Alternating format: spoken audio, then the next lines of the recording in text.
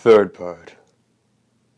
Once the wagon had gone out through the gate, Mr. Marr looked at Lena's wrist and said, "Got a little rope burn, I see. That was just horrible of them. How did you get out of your bonds, anyway?" Well, when I was fighting back, they came undone on their own." "You don't say." The teacher asked nothing more, but gazed straight ahead. Growing somewhat anxious, Lena inquired, Where are we going?" "Where do you want to go? I'll take you wherever you like. I've got today off, too." Dee's face in the shack out by the water wheel drifted into her mind. Then Lena shook her head. Such precious memories. The girl knew there'd never be another day like that one. "I want to go to school." "Good enough.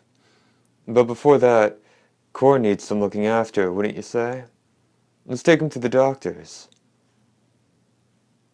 He sounds kind of dejected, Lena thought.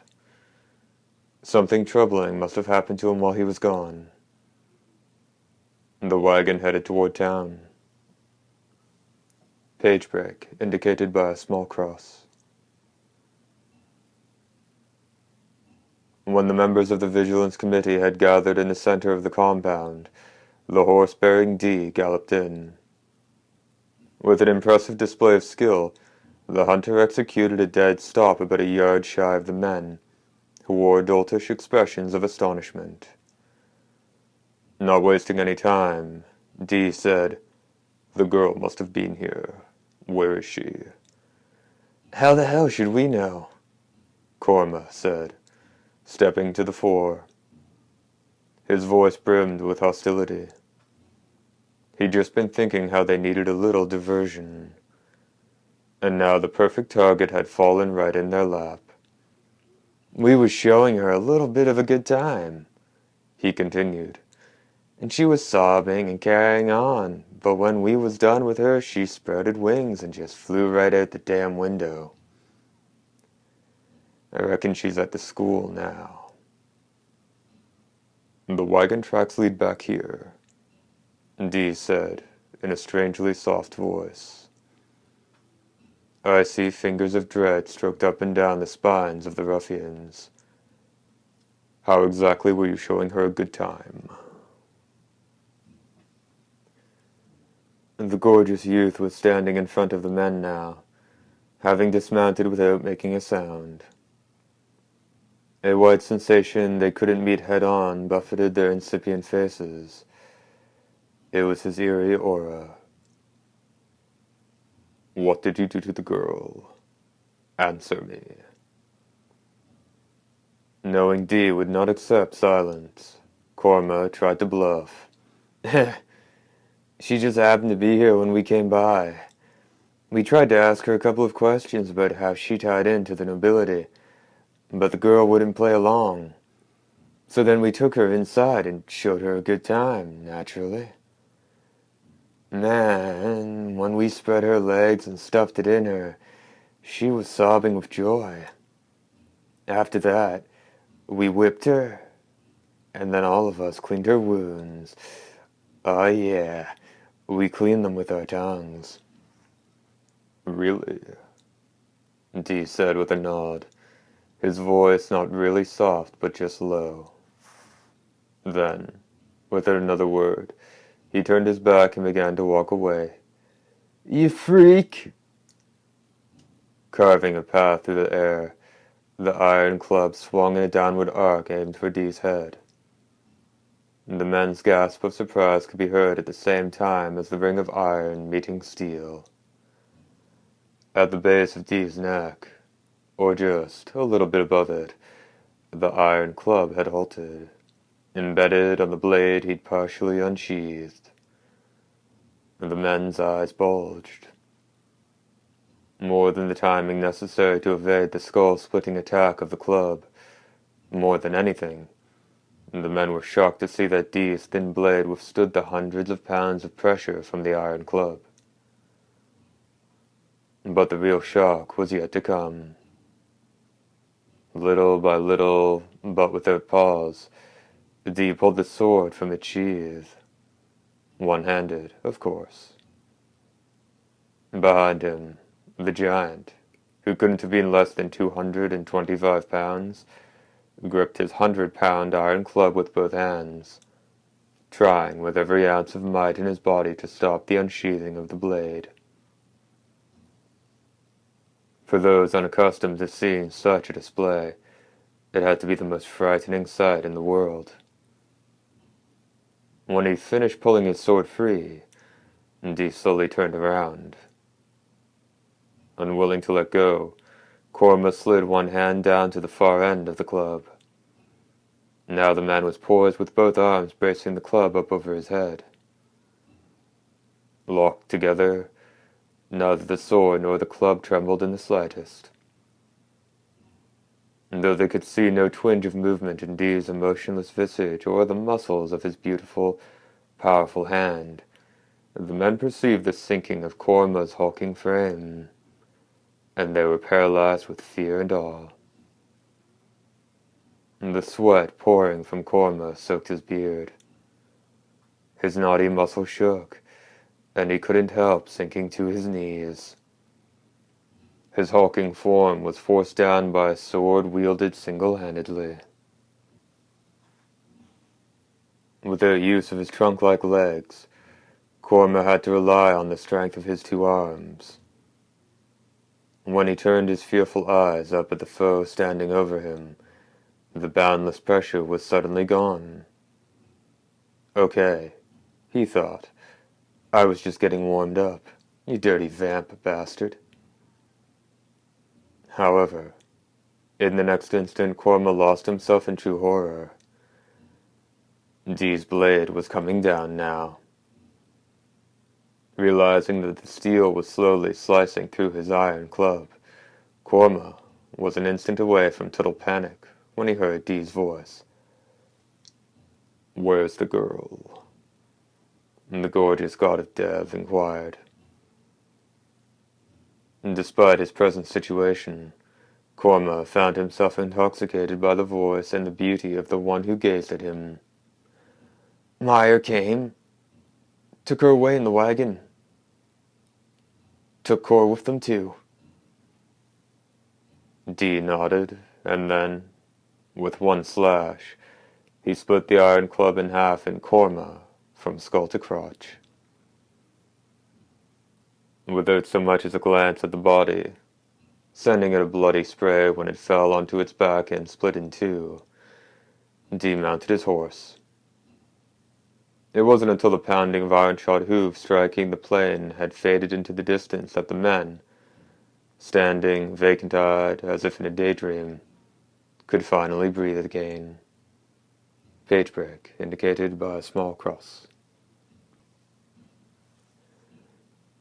At the point where it could slip out of the forest and be at the entrance to town, the wagon made a sudden stop. Lena, who'd been in the back assiduously tending to Kor, leaned over into the front seat and cried out in surprise, "Mr. Meyer, what in the—" Standing in the road about 5 yards ahead of them was the dreaded figure in gray. "We've got to get out of here, Mr. Meyer." "It's no use. The horses won't budge." "No problem. There's a stake gun in the storage compartment." As she spoke, Lena returned to the bed and armed herself with a long, slim weapon she pulled out of the box. With propellant smeared on the butt of the stake surrounding the 2-inch thick stock, and a small motorized lighter for rapid firing, the weapon's effectiveness tended to diminish over long distances. At close range, however, it demonstrated tremendous power. "Stand back. This is nothing like the sliver gun I had last time," Lena shouted, standing as tall and fierce as the temple guardians of yore. The shadowy figure approached without a sound. "Stay back. I don't want to have to shoot you. Shoot it, Lena." The sound of Mr. Meyer's voice ever so slightly upset the power she put into her finger, which was already squeezing the trigger. leaving only a kick and a resounding bang in its wake. The stake pierced the shadowy figure's heart. Turning its body ever so slightly, the figure reached its right hand around to its back. Lena shuddered as she watched the butt end of the stake suck through the figure's body.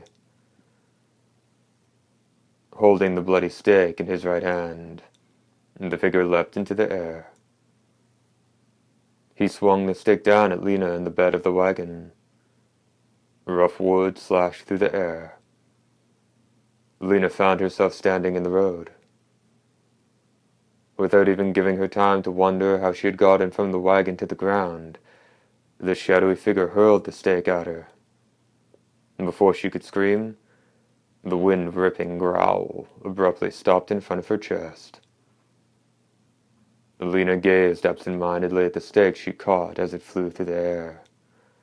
Somehow, it seemed like she'd become an altogether different creature. "Don't you understand yet?" the shadowy figure asked her from the bed of the wagon. "Your movement, your speed, you're not the same old Lena anymore." You dolt. If you're gonna start talking in your sleep, save it for nap time. Effortlessly stopping the stake, Lena threw back at him, and the figure raised his right hand. Dee? Seeing the gorgeous youth standing quietly off to the side, Lena was shocked. "What's wrong?" the figure asked.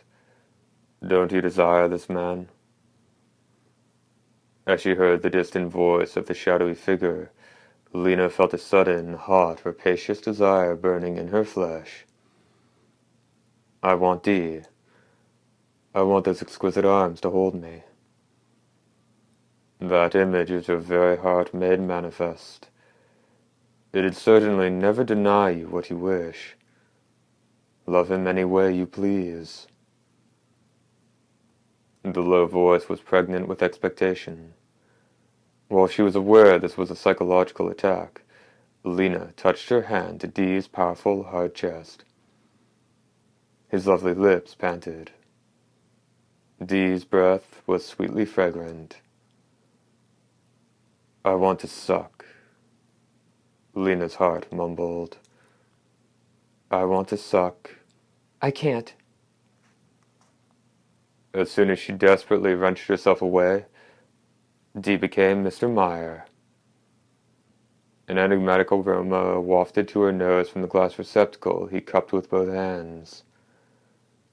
While averting her face from its color and scent, Lena heard another voice call out to her. "Drink. You must drink. It will set you free. Come back to me." The container was proffered. When it reached her mouth and the crimson liquid surged forward, Lena struck wildly at the cup with both hands. The glass shattered, and her field of view was stained deep red. There was no one by her side. Her hands hadn't been injured either. Lena started to run. She worked her legs without looking back. If she stopped, the shadowy figure would catch up to her. Worse yet, she'd be completely changed. And that was her greatest fear. The next thing she knew, she was at the edge of the forest. She glimpsed the familiar school building. Though she got the feeling she shouldn't go there, she had nowhere else to go. "Lena!" the figure in gray called out, stopping the girl just as she was about to walk on. She whirled around with a scream of terror, but, at the sight of a familiar face, her fear gave way to relief. Even if it was the most disagreeable of people, in her present state Lena was simply glad it was one of her classmates. What are you doing out here? Callus, who was evidently on his way to school, asked. A flirtatious smile arose on his smooth, handsome face. Nothing really. run along to school now. That's some greeting. And after how long I waited to catch up to you. How long you waited. Ever since the last time I saw you, you're all I've been thinking about. Look, I picked these for you yesterday. A white bouquet was thrust before her. The understated single flowers had been delivered on summer days and winter days, but this bouquet was one huge bunch, ripped up roots and all. Lena remembered her window sill in the morning, and the slight fluttering of her heart as she opened the window, thinking maybe today he hadn't come. And the white flower she hugged gently to herself, knowing that someone was looking out for her. All these things were a million miles away. Taking the bouquet, she heard a voice that was not her own say, Callus, I have a favor to ask. What is it? As I recall, your family processes beast carcasses, right? Don't you have a warehouse around here somewhere? That's right. Even as he knit his brow in suspicion, the lustful laughter that arose in his thin eyes didn't escape Lena's notice. Not that it mattered. Take me there. I want you to hide me for a while. On account of my father's always doing these gross things to me. Wow, I had no idea. The young rake swallowed loudly, affected by Lena's physical presence. She seemed like a completely different person from the one he'd seen 2 days earlier. Sure thing. It's not like they use it at all during the winter anyway. You want to go right now, or after school? Lena turned toward the schoolhouse. Several students looked at them before disappearing through the gates. She got the feeling Visca and Marco were among them. Someone waved to her, and Lena lifted her hand a little in a half-hearted response, almost as if to say goodbye. Then, her decision made, she took Callus's hand. Lips that seemed visibly redder said, "Okay, let's go."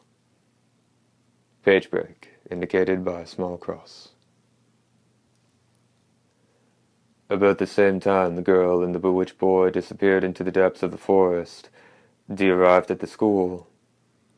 The wagon tracks that he had followed all the way from Fern's place through the forest had come to a sudden end. Finding some signs of a struggle on the ground, he'd rushed to the schoolyard. He entered the sole academic building. The high school classroom was the one closest to the gate. Without knocking, he opened the rickety door. Instantly, countless eyes focused on him. "Well, do come in. I haven't seen you for a while." Chalk in one hand, Mr. Meyer bowed a greeting.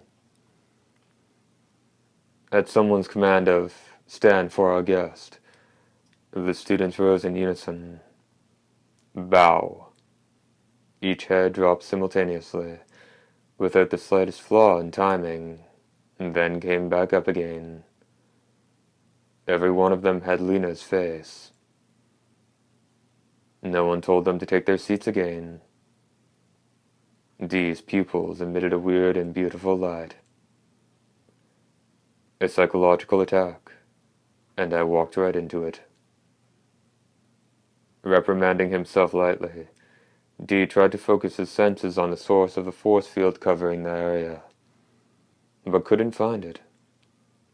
Perhaps having learned a lesson from the failure of the attack on the rainy night, the enemy was concealing its position by using diversions on a multitude of levels.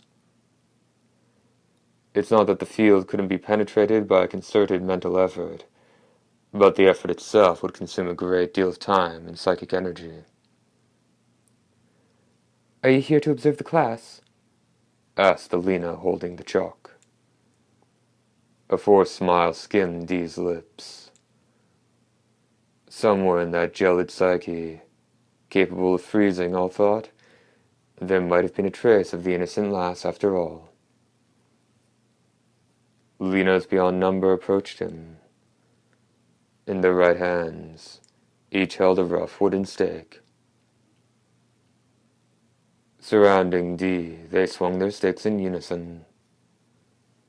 Dee tried to leap away, but his feet were stuck to the floor, and a number of stakes drove into his chest, spraying blood everywhere. In extreme pain, but without changing expression in the slightest, Dee leapt to the corner of the classroom. Since he'd weathered that first attack, much of the efficacy of his opponent's spell had been lost. That's not to say there were really stakes stuck in Dee's body.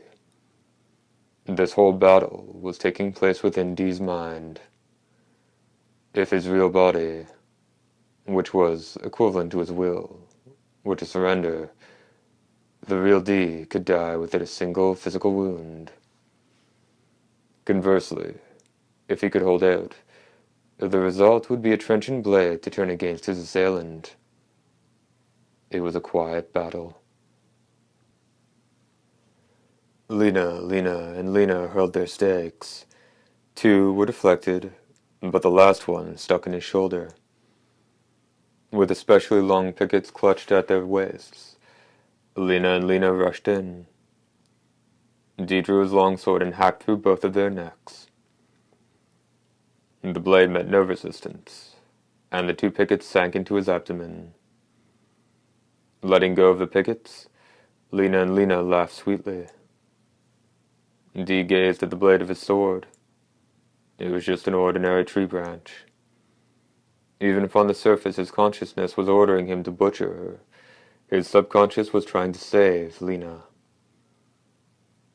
Swiftly growing ever more enervated by massive blood loss and scorching heat, Dee grinned bitterly.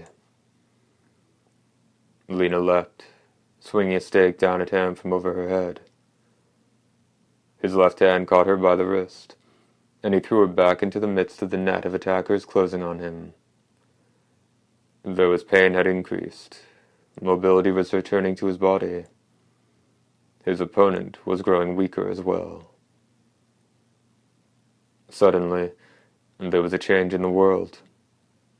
Dee stood on a section of ice field crossed only by the howling wind. He didn't have a mark on him. The sword in his right hand had returned to being his peerless weapon.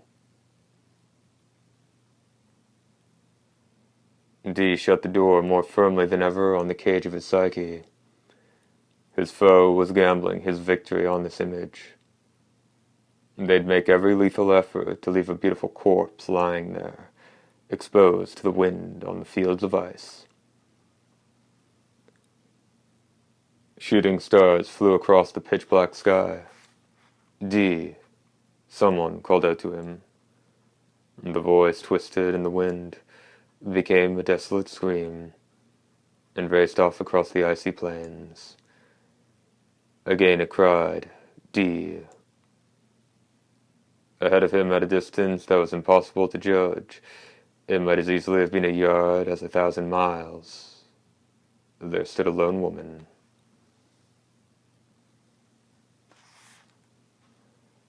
The long garment of pure white she wore wasn't a dress, but rather a shroud. He couldn't see her face, hidden as it was by her black hair. Much like Dee, she had nearly translucent skin. Dee. It seemed to be both a voice issuing from the woman, as well as the song of the wind. Dee stood completely still, as if frozen solid. From what part of Dee did his opponent pull such an image? Truly, the vastly spreading plains of nothingness were a world befitting this youth. On the other hand, the woman. Dee, we meet at long last. The voice was like the wind sweeping the fields of ice. How I've waited, with just one thing I've been wanting to ask. Dee's whole body tensed. Whatever question she asked, To grant that request would mean death for his psyche. His enemy's trap was perfect. I want to know the name of your father. And so the question came. And the question to which this woman knew the answer better than anyone else. For the first time, a dark shadow resided in Dee's serene beauty. The wind became even more insistent, and, as Dee grew ever colder, the icy plains dyed his shadow even darker. Please answer me, Dee. What's your father's name? What is it? What is his name? Dee's lips parted ever so slightly. The tiny tremble in his cheek testified to the intensity of the battle of wills he was now engaged in. What's his name? What's your father's name? The wind frayed the edges of his exceedingly grave words. His name is... Drop. The fields of ice were buried by white light. Third part. End.